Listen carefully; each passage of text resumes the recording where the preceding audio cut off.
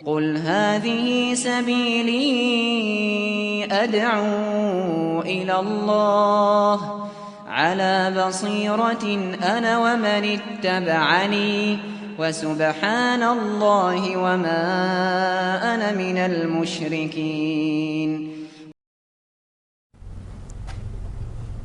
Bismillah. Afwan Ustaz, mohon dijelaskan tentang kaidah safar Ustaz. Terkadang kita dalam perjalanan dari satu daerah ke daerah lain, mungkin dari Langsa ke Medan, itu kan sudah dihitung safar Ustaz.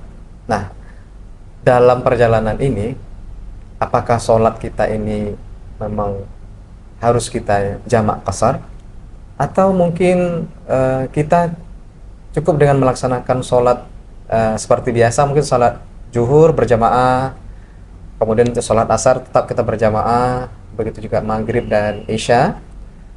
Karena kan dalam perjalanan kita dari Langsa ke Medan ini kita menggunakan mobil sendiri, kemudian juga kita, ya masya Allah, mungkin masjid di mana-mana sudah ada. Nah, ini yang afdolnya, apakah kita laksanakan sholat ini setiap waktu kita berhenti sholat, atau cukup kita laksanakan jamak qasar gitu Ustaz? Mohon dijelaskan. Baik, bismillah, wassalatu wassalamu ala rasulillah, amma ba'd. Jadi masalah safar itu, yang pertama, safar itu dikembalikan kepada uruf. Ini kebanyakan para ulama mengatakan bahwa safar kembali kepada uruf, kapan seseorang dikatakan musafir atau dia dikatakan tidak musafir. Kemudian setelahnya, kalau dia sudah dianggap sebagai seorang musafir, maka yang disunnahkan itu dia menjamak dan diqasar. Jamak qasar hanya berlaku kepada sholat duhur dan asar, atau maghrib dan isya. Duhur dan asar dua rakaat, dua rakaat. Maghrib 3 rakaat, isya 2 rakaat. Dan adapun subuh maka tidak bisa dijamak dan tidak pula diqasar. Sedangkan tatkala kita melakukan perjalanan safar kemudian kita tidak menjamak dan qasar, berarti itu kita menyelisihi sunnah Rasul sallallahu alaihi wasallam. Karena Rasul sallallahu alaihi wasallam apabila melaksanakan safar selalu beliau dan senantiasa melakukan jamak qasar, dan ini bentuk rukhsah dan keringanan dari Allah azza wajalla.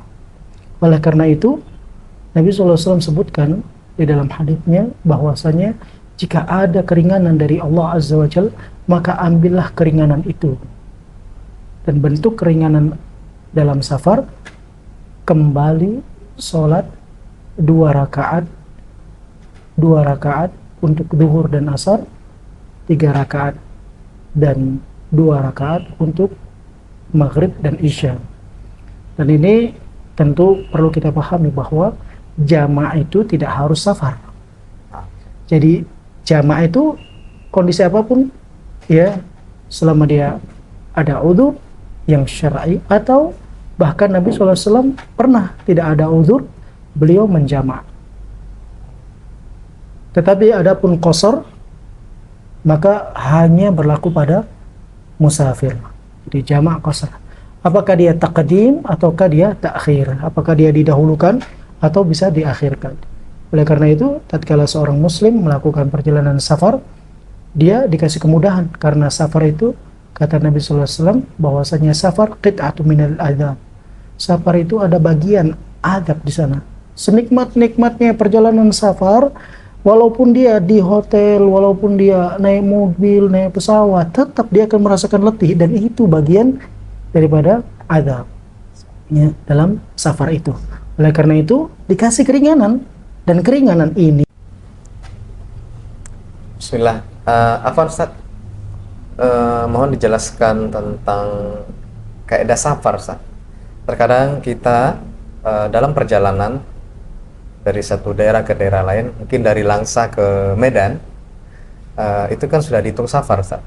Nah, dalam perjalanan ini